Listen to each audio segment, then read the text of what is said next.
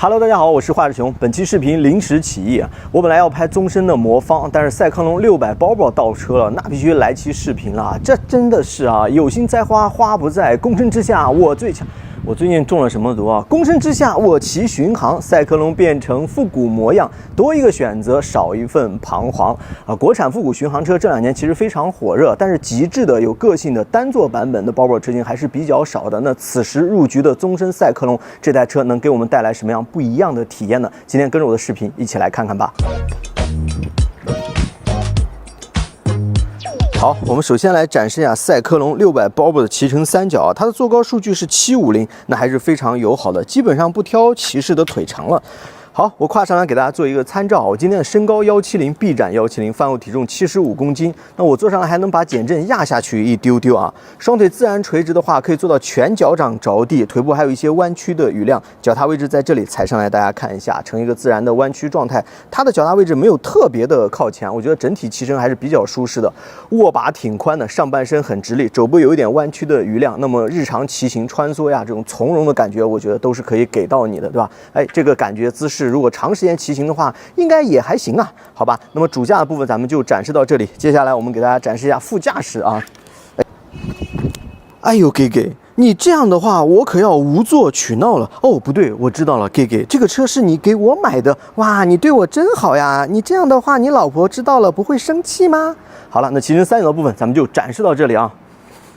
好，我们来看一下赛克龙 RA600单座包包的外观设计和细节配置。如果您是第一次看这个车，可以给它打一下分啊。其实整体的比例、线条、轴距、低趴的这种气质和风范，它是能唬得住人的。你包括酒红色这种颜色的调配啊，有浓浓的年代感和复古气息。但是赛克龙变成复古模样啊，也有它解决不了的问题，比如不忘初心，难免会想起自己农机的出身，在一些细节处的打造上好像又有一些痕迹。所以这个车啊，就是可远观，但经不太入你仔细的去把玩啊。我们还是从车头部分看起啊，经典的圆灯配圆表，而且它不是传统的那种制式布灵布灵的镀铬件车把的那些感觉，它用了很多这种防氧化的涂层啊，整个车头部分都是这样的一种配饰。那这个东西我觉得就是不能用的太多，它特别像我们越野车上那种装甲涂层啊，这个用多了就气质就变了。那好在它只是在车头部分啊，然后这个螺丝有一点孔位，有一些余量的，也就是说可以根据我们自己啊骑手的这个胳膊长短进行一些小量的远近的调节啊。然后正面有一个赛克龙的 logo， 然后往下看就是圆灯的部分。这个灯你单拿出来，我觉得还挺有设计感的，但是放在这台车上，我总感觉那种复古气息好像少了一点点啊。但是赛克龙说，谁说我们是复古了？我们是现代复古，对吧？啊，转向灯也是一种圆形的设计啊，前面这里有一个横杆，可以放些拓展设备，还是有其他的用意，还是纯粹的装饰件，对吧？它也用了现在这种这剑鞘的这种前剪啊，但是它应该只是一个壳子啊。我们从里面看下去，它就是一个比较正常的减震的这样的一个结构，外面套了一个壳子，可以拆下来。但是减震底下连接的地方啊，金属件又做了异形的一个设计，所以算了。拆下来可能也不太协调，不过好在它这个剑鞘的前剪没有特别的夸张，跟整体这个车啊600排量这个比例，我看起来还是比较协调的。但这个造型啊，它不是第一次出现在国产巡航车里面，所以视觉上给你的冲击感会少了一些啊。西护的卡钳搭一个浮动盘的单碟，刹车的效能你日常骑其实没什么太大的问题啊。我们动态部分跟大家做分享啊。轮胎轮毂也是金色的，轮胎是鹤鹿的，尺寸是前13016寸的一个尺寸啊。那这个标定的话，其实还是想追求一些灵活性和运动的属性的不想让车子成为一种特别直线笨重的，因为你知道有的品牌它已经来到150的一个宽度啊，这就是产品设定上的一种取向啊。底下类似于一个整流罩的设计啊，侧面的钥匙孔也是复古车主非常喜欢的内容。油箱的漆水颜色和造型都不错啊，但这个赛克龙的 logo 我每次看到它都有点出戏，是吧？权力的游戏那种徽章的感觉啊。你看侧面的整体比例看下去挺对位的，但是一些细节处，你比如说土豪金，那当然这个颜色嘛，有的人喜欢，有的人可能不太在意，但是它是一些塑料件啊，那种精致感、精品感是差点意思的。特别是你看侧面黑色的这种边杆，还有底下那些塑料件，我觉得质感上都要比这个提亮的部分还要来得更好一些啊。这简单的拉花，就这个黑色高亮的要比这个土豪金的质感更好，那你这个提亮突出是不是就差点意思啊？好，我们看一下后摇臂其实是钢管的，但是这边也有一个覆盖件，覆盖件可以通过螺丝拆下来啊，我觉得还行啊，这个覆盖件质感也还行。转到这边看一下，它的离地间隙一般啊。我们看一下它的排气，排气设计的比较简约和朴素，做了黑化的这样一个处理。整车的一体性还行啊，但是没有特别的夸张。其实我觉得这种短尾干脆直接也干一个短排气，您觉得怎么样啊？比较精致的短小那点看起来是不是特别的棒？然后减震咱们看一下，它是一个液压弹簧的中央减震，放在座椅底下行程感觉还可以。然后座椅就形成了一个完全悬空的状态啊，这一定是这个车的设计亮点。从这个角度看下去还是挺享受的，而且这个座椅面积还比较大，海绵填充还比较厚实。在我骑过的国产单座包包里，这个舒适性居然是可以排第一的啊！大家可以去试啊，后面也有名牌，但是底下它没有做类似于铝合金拉丝的那种处理，就视觉上差点意思，但坐起来绝对没有问题，很舒服的，大家可以去试啊。颜色弄成黑色，跟车身整个一体性也没有太大的问题啊。看一下后轮整个被挡泥瓦覆盖，也是酒红色的。当然有的人可能觉得整个露出来那种狂野的感觉会更好一些啊，那你实用性肯定还是这个好一点啊，对吧？然后后面也是单碟单活塞的一个刹车系统啊，整个后面看起来还是比较清爽的，对吧？包含这个尾灯的部分圆圆的一些设计，我们从底下整个往下看的话，我觉得还行，对吧？那么尾灯它是把转向灯还有刹车灯都集合在这两个小圆灯里面，我们来给大家做一个展示。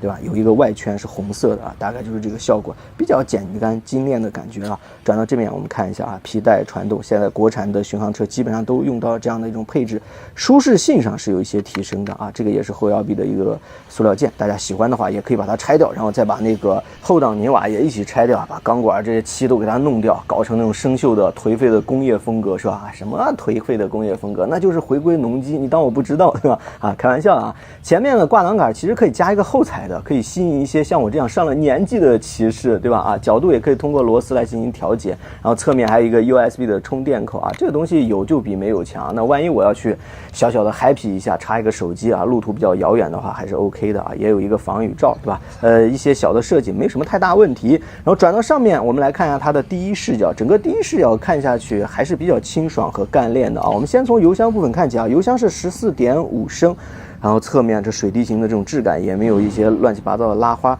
油箱盖是侧置的，做了一些小小的设计，我觉得看起来还是比较享受的啊。但是这个漆水老实说一般啊，就是厚实程度比较一般，虽然颜色调得很对位啊，但是你知道复古车嘛，油箱的这个高亮的那种感觉其实是一个很大的卖点啊。然后它采用了手把镜，当然车把很宽嘛，所以可视面积没有什么问题，而且底座这些也是金属件啊，感觉还可以了的。滑动离合手感适中，然后这套按键模组也是那种大颗粒的啊，但是它没有背光，那么用起来应该也没有什么问题了，对吧？你看跟我拇指这种匹配程度，我觉得还 OK 了啊。然后灯啊这些布局可能跟我们传统那些不太一样啊，离合手感一指其实就可以掌握了。然后转到这边我们看一下啊，双拉线的油门，然后这个上泵呀，还有制动的感觉，我们等一下动态部分跟大家做一个反馈。这个车把你看它用了这样的涂层，有一点踏板车的那种感觉，对吧？就跟我们接受的那种不灵不灵的感觉不太一样啊。然后我们说回这个仪表啊，一个液晶的圆形仪表啊，有一点复古的气息。如果用一个指针的，那不就是更棒了啊？这个没有撕膜，所以镜头里看起来没有那么清晰，但实物其实是非常清楚的。而且这个表盘我感觉是比较大的，跟这个600排量的体量感其实比较相称的啊。那么这种液晶仪表或者未来 TFT 这种仪表肯定是未来功能上会更多一些啊，淘汰所谓的这种指针仪表了。第一视角看下去没什么太大的问题，很清爽很简单的一种风格，对吧？好了，那我们就看到这里，接下来我们去骑车吧。好，我们来录一下赛科龙600包包的动态体验视频啊，停在这儿还是挺帅的啊。好，先打火听个声音。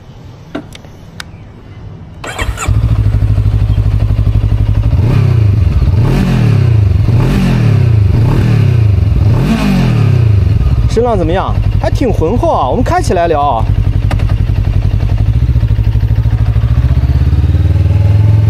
好，我们上来先试一下油门啊，在1档的状态，开油再松油，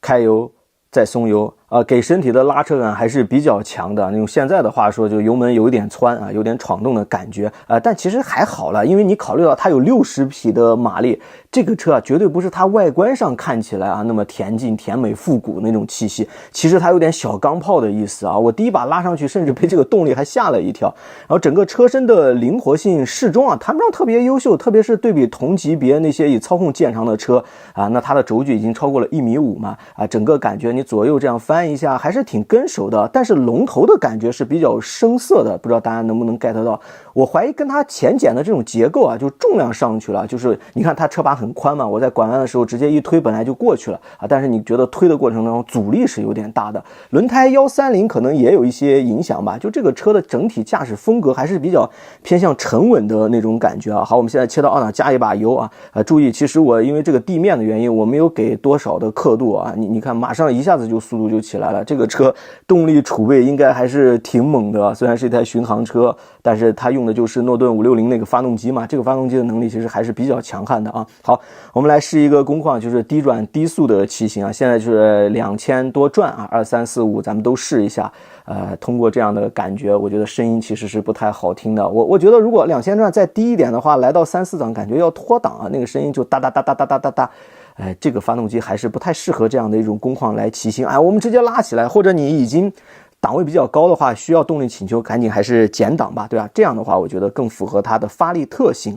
然后整个基础的素质方面我觉得做的还是挺不错的比如说离合的结合点很清晰软硬比较适中，然后打档那种行程质感还有机械的那种清脆感都挺好的我还挺享受这个挂档这种感觉，可能跟它乘坐姿有一定的关系我们稍微给一点油，那么你再把速度加起来以后，整个加速过程当中跟油门的匹配是比较 OK 的，也算是线性和跟手的，而且这个车乘坐姿很舒适车把很宽，握把高度适中，座椅海绵填充很厚，然后面积也比较可观，就你有点享受坐在上面骑车的这种感觉。让它减震调节，当然你知道因为 Volvo 车型嘛，行程有限，它肯定不能跟街车或者休旅车那种舒适比，但在同级别里面绝对算得上是舒适性名列前茅的车型了，对吧？然后我们把它骑到街上，你可以看一下这个强光下这个仪表表盘的大小还有显示信息这种清晰度是不是都还 OK 了第一视角看下去也挺享受的，看一眼油箱飘一眼有一点那种复古的味道，对吧？但是这个发动机有一个问题，就是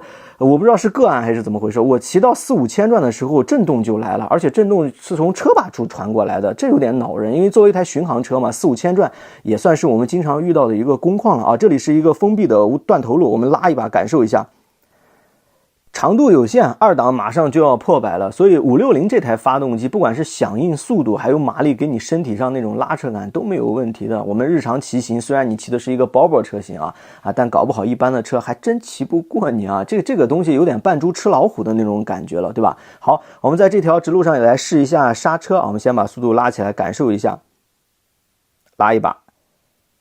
刹车制动性能包括手感日常够用，谈不上什么犀利和强劲。你考虑到它这个轴距还有配置的话，这台车其实不太能够支持你特别激烈的去驾驶但我想这跟它的目标客户也是比较一致的嘛，你就日常骑一骑。而且刹车的过程当中，前减劲的支撑也比较 OK 没有预期当中那么软软乎乎的那种调性你看我重刹的时候，整个支撑性还行那个点头的情况不是特别严重，毕竟有600的排量，而且动力又比较强劲嘛，你骑上这个车难免你要路况好，你管不住右手，难免要刹2下嘛，对吧？所以整个减震的支撑，我觉得可以支持你偶尔这么小野一下然后整个车的骑行质感，发动机的这种颗粒感还有像排气这种声浪都比较适中，比较的克制，不像我们提到巡航车，国产巡航车就非常炸的那种感觉它属于比较克制的那种表达，所以整个骑行风格有点闷骚的感觉，那种气质就整个车型的造型然后你的穿搭配合上去，在这个车的这种调性